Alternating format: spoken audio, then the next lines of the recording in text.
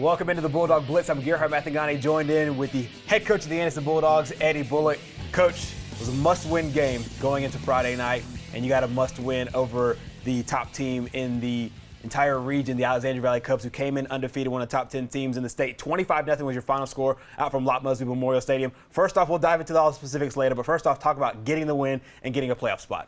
Well, it's just good to be back in the playoffs. We needed that victory, and it was a must-win for us. And I know it was going to be tough, but, our team stepped up to the challenge, and we were ready to take on the battle. For the second consecutive week, the defense posted a shutout. And we'll see how they've got to it coming up, but there was a couple times where Alexandria was knocking right on the door, and you're able to keep that goose egg on the board. Just talk about the last 8 quarters of play for this defense. Well, we talked to them about we hadn't gotten a shutout all season, and we got the first one back against St. Clair County, and we wanted to try to make sure that we stayed on course and did the things that we needed to do, and just challenged them and asked them to step up and do what they needed to do, and they did it. This is one of the more physical teams that you've played and one of the biggest and more experienced teams that you've played. Just talk about just overall the kind of team Alexandria put out there, and obviously they're the region champs, and they were one of the top teams in the state. But you guys were able to counter that with just sound fundamental football. Well, Alexandria is a great team, and they have a great tradition. And I told the guys in order to be the best, you had to beat the best. And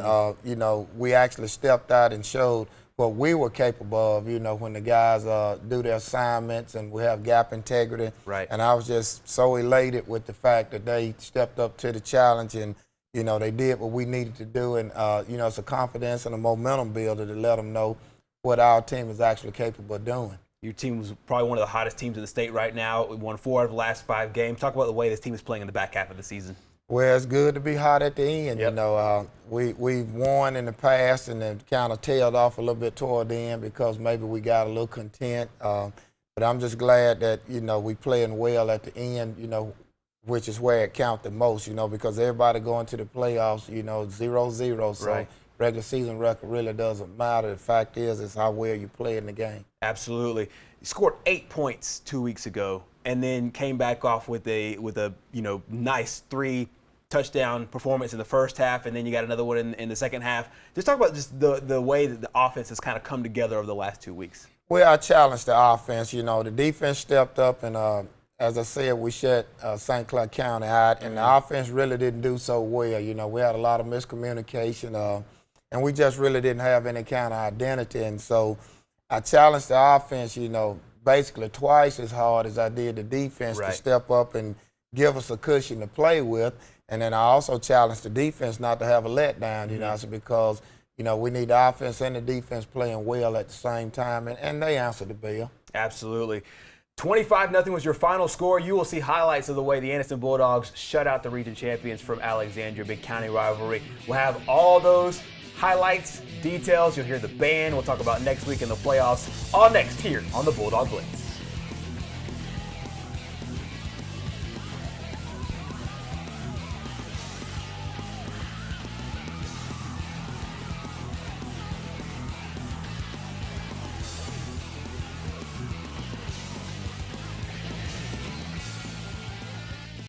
We're back here on the Bulldog Blitz. First half highlights of Anderson's game against Alexandria. First off, Coach, you start off with the football, and you got off to probably the best start you can. Well, they wanted to toss, and they deferred. So we got out, and offense actually did a great job. As you can see, Tate Miller there, the first play from line of scrimmage, we ran the zone read, and he read it perfectly. He got an alley, and, he took it all the way to the house there, and a great play there. And right here, you can see we kicked off to them, and defense is just swarming. We have 4 or 5 guys to the football every time, and they were basically reading our keys correctly. We were coming off the edge. We wanted to keep them tight in the box, and Alexandria has a physical team, but you can see right here, we just as physical as they are. We're getting in gaps, and they're a little bit bigger than we are, but we meeting, pound for pound. We pressing them just as much as they pressing us, and just a great situation. And right here you can see DeMonte Miller. He converts a first down right there to Jamar West. It's a 10th grader who's playing well for us right there. And Right here, we run a slip screen over to Hakeem. There, we got a little timing off right there. I'm sorry, Chris Beard. We got off a little bit on the timing there, you know, and we still had great yardage on it. And right here, you see, we talked to Tay Miller about having pocket integrity, staying into the pocket. And he had an opportunity to run the ball right there, but he stayed in, and you saw him kind of direct traffic, and he hit Hakeem Ross on a corner route. And of course, right here on defense, you seen Jay Parker made a great hit reading his key number 12. He was at the football all night. He was reading his keys perfect. And, you know, right here you see us coming off the edge. You see Tariq Packard gets a sack right there on the quarterback. Was getting pressure on him. And, you know, the defense just played overall a nice game right here. And you see we got Tay Miller back on the punt return right here. And he gets a little daylight right here, a gap, and gets his great field position right there. I thought he was going to break it, but he got his great field position right here, and we ran a couple of leads up in there. And you see L.J. Hurd right here makes a great back cut and gets another touchdown. And, you know, we were in pretty good position. We came out right here. Chris Beard right there should have had a sack right there, but he went bottom shoulder instead of going top shoulder, which is just something fundamental. And, you know, that was one of the few mistakes that we made defensively, but it didn't cost us. You know, we should have had a sack, but we didn't, and we ended up forcing a punt at that same time. And right here, we kind of got pent back in our own territory, and we missed some blocking assignments on the punt, but right here, you can see the defense stepped up, just played a great game. They bowled up, and that's a sign of great defenses. You know, you get in adverse situations, and you bend, but you don't break. You know, right here, you know, they were just reading their keys perfectly, and we forced a fumble right there. Tariq Woods, he set the edge for us. He kind of reached in and raked the ball out, and Dominique Bell scooped it up right there, and you know, we basically just forced that turnover right there. So I was kind of satisfied with the way we played. It just seemed like from an energy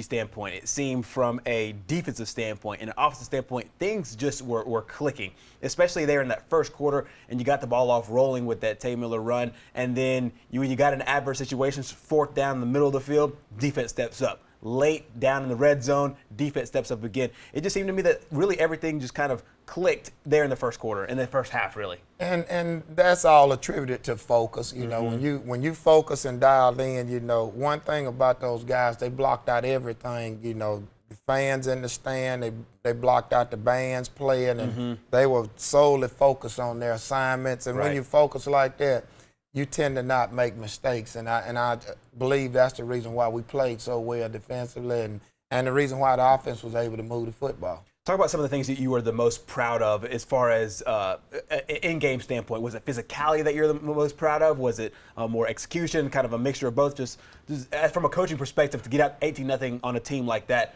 it seemed like there was a lot of things working. Well, it was a combination of both, but what I was most pleased about in the first half, and I walked up the sideline after we scored the first touchdown, and I told Coach Feld, I said, that offense is blocking their behind off, and I could see it, you know, unlike other games, you could actually see all five guys, you know, getting where they needed to get, you know, making the blocks that they needed to make, and it was just great, and I was so pleased with that, and you know, of course, we were physical, and everybody was executing their assignment. We always talk at this juncture of the show about adjustments and some of the things that they might have run, and it seemed like you know them very well. Those guys know you very well. Talk about, I guess at this point of the game and this point of the season, there were no surprises really. It was just, hey, line up and play football.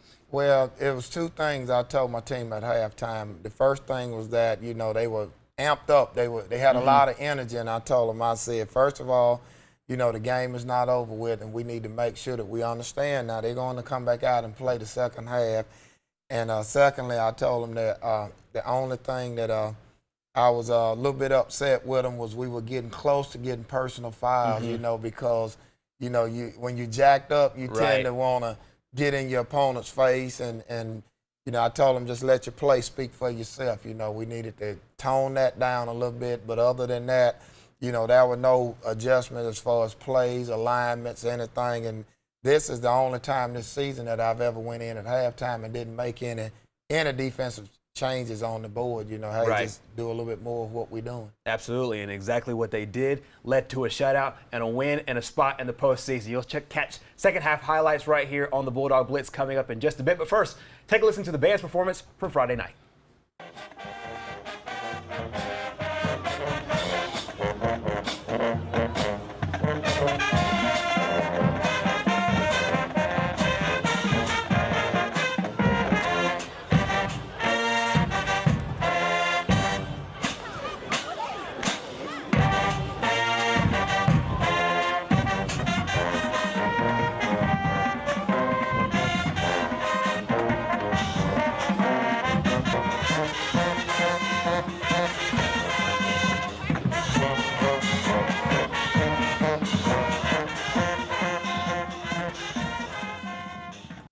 We're back here with the Bulldog Blitz. Anderson took an 18-0 lead at halftime. Coach, talk about some of the things you wanted to see earlier in the third quarter.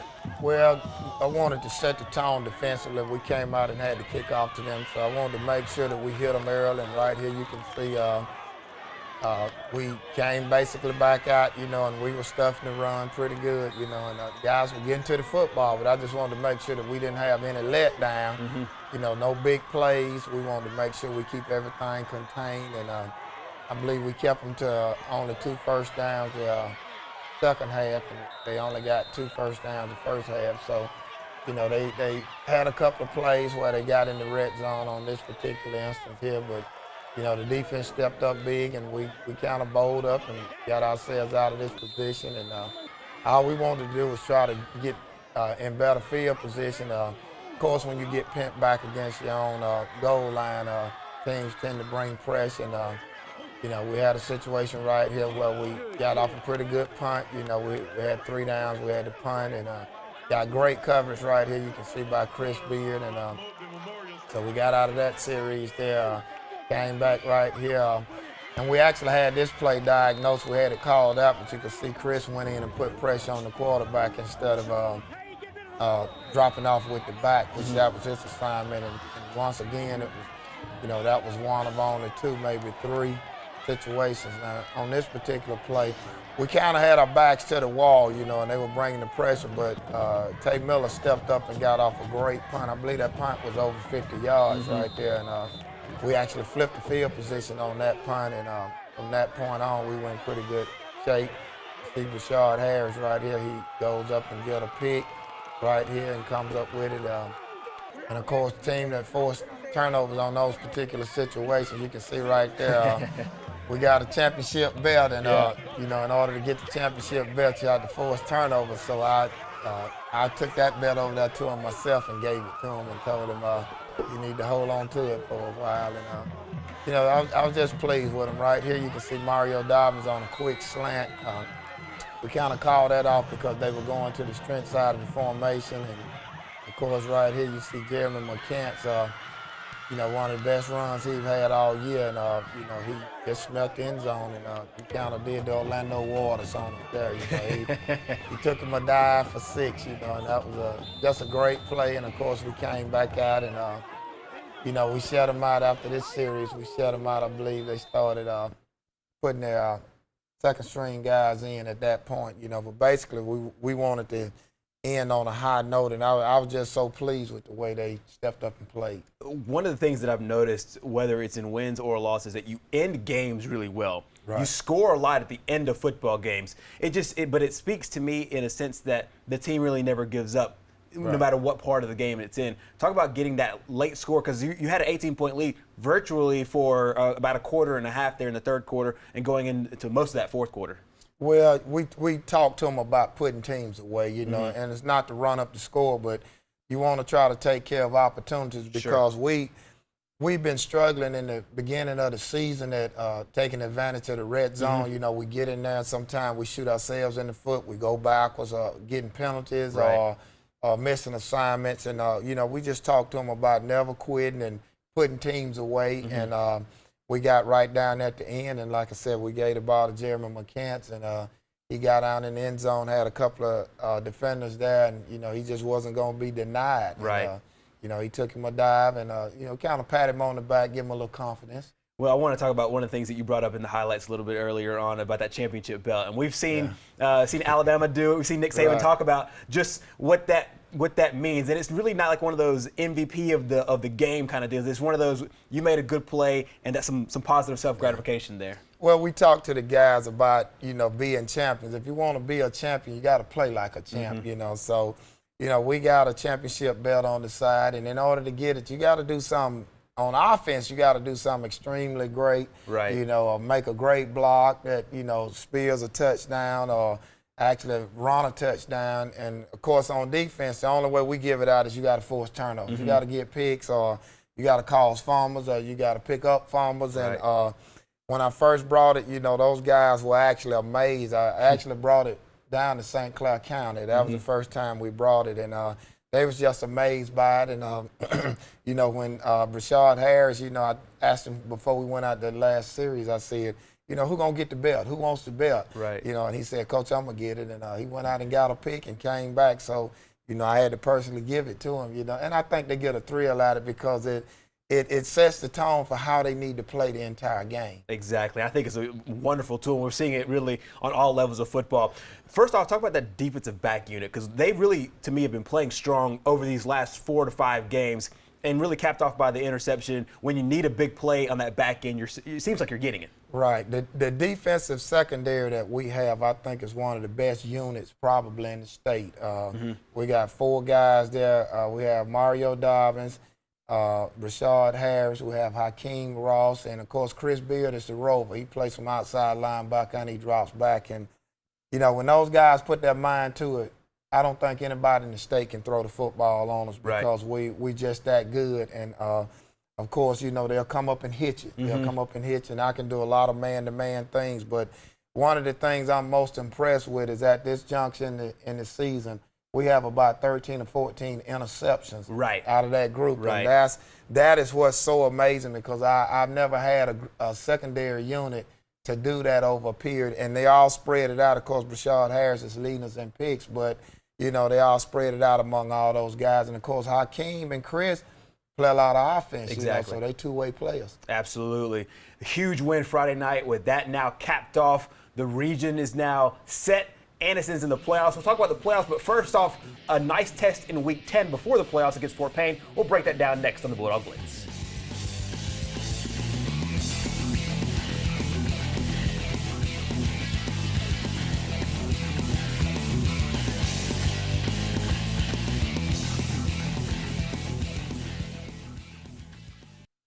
Final segment here on the Bulldog Blitz. And Coach, first off, you got a spot in the playoffs, but before you get there, you play Fort Payne in Week 10. You played these guys over the last few years. Talk about just the kind of program they have. It's obviously a 6A team, one of the better teams in their region as well.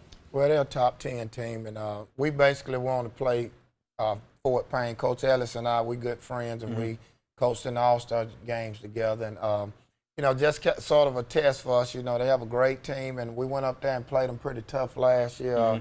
They beat us 14-0, but we felt like we had chances in that game that we just didn't take advantage of. And, we kind of hoping to redeem ourselves this year and, just take advantage of the opportunities we have. And we playing really great football right now. So, I think we give ourselves a chance. Absolutely. This game kind of, to me, speaks to your philosophy about playing opponents. One of the things that you've always done that I've always noticed is that you don't shy away from anybody, and you want to play top competition, whether it's in the spring jamboree against a team like Glencoe, who made a run for a state championship, against a team like Hanley to start the season off. It seems to me like this is the kind of game that it does a good job getting you ready for the playoffs. It does.